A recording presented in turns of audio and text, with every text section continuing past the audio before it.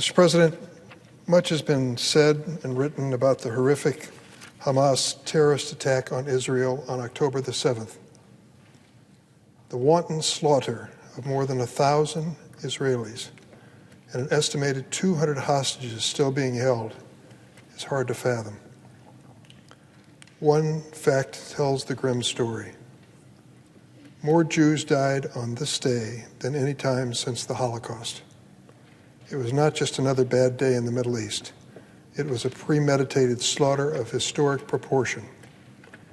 The crisis that has followed has touched many in my home state of Illinois who have family in Israel. On Friday, I was relieved to learn of the release of Natalie and Judith Ronan from Evanston, who were being held as hostages by Hamas in Gaza. Another 2 women, thankfully, were released yesterday. Now the Hamas terrorists must release the remaining hostages that were captured on October 7th. I pray every moment for their safe return. Mr. President, throughout my career in Congress, I have supported U.S. assistance to help Israel defend itself from those bent on its destruction. I am not naive.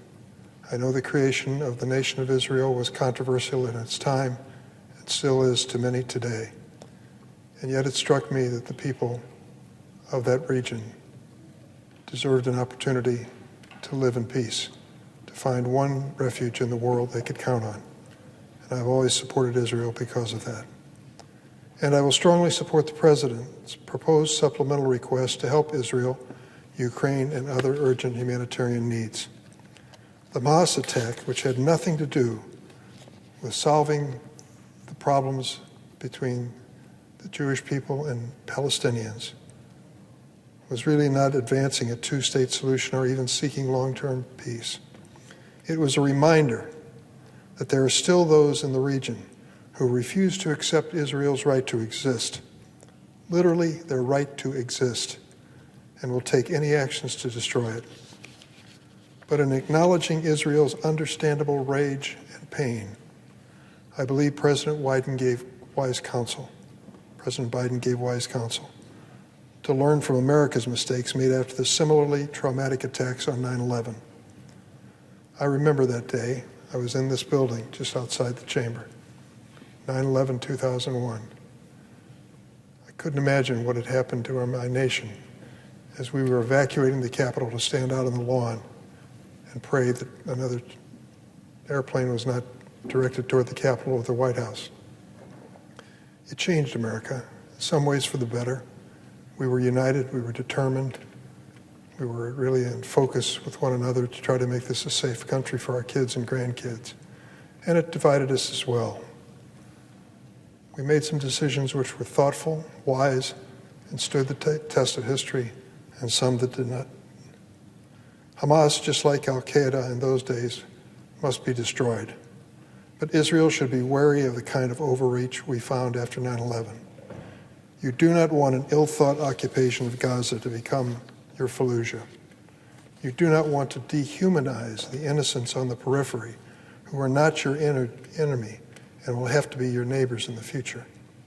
Hamas is a terrorist organization that has a long and cynical history of hiding its military assets among and around innocent civilians. They dare their enemies to attack and realize that the collateral damage is going to be devastating. That makes any effort to root them out and rescue hostages extraordinarily difficult. But let us be clear, the Palestinian people are not Hamas. As a democracy, Israel must follow the rules of war and not target civilians or conduct disproportionate or indiscriminate attacks.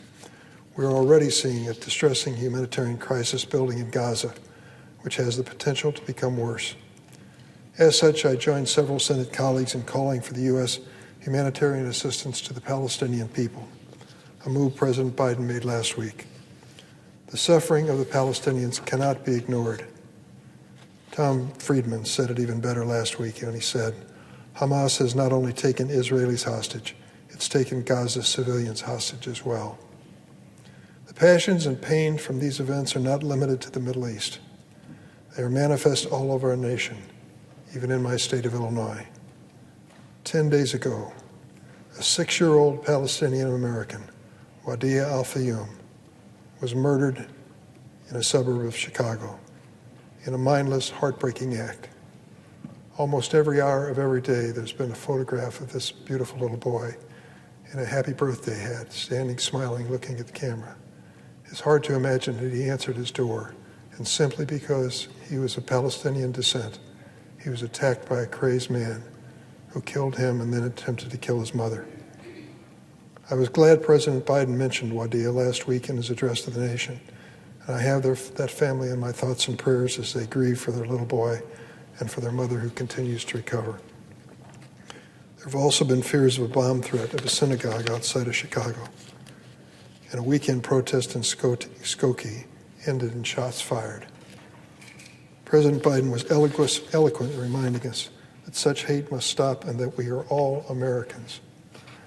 I had my differences with George W. Bush, but I think one of the most profound things he said or did after 9/11 was to announce publicly that he did not believe that those who believed in the Muslim faith were wrong at their heart. He believed that it was a religion of peace, and some were trying to corrupt it. Those were so critical. Those statements were so critical at the time when hatred could light up in just any moment. Anti-Semitism, Islamophobia, and anti-Arab hate have no place in America or anywhere in the world. During my time in Congress, I've been an advocate for a two-state solution, one that provides safe and secure nations for both Israeli and Palestinian people.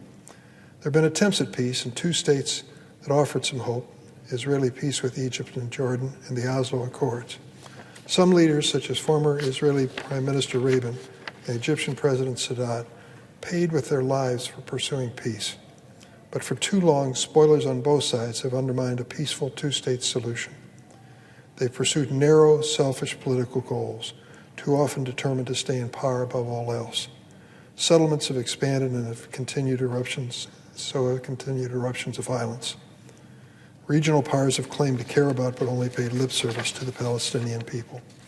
And the Palestinian Authority has been mired in corruption and a lack of new leadership or vision for more than 2 decades, too often at the very expense of the Palestinian people. I know it will be hard, but I hope out of the ashes and pain of this crisis, there will be a new renewed focus on a two-state solution. Out of the devastating Yom Kippur War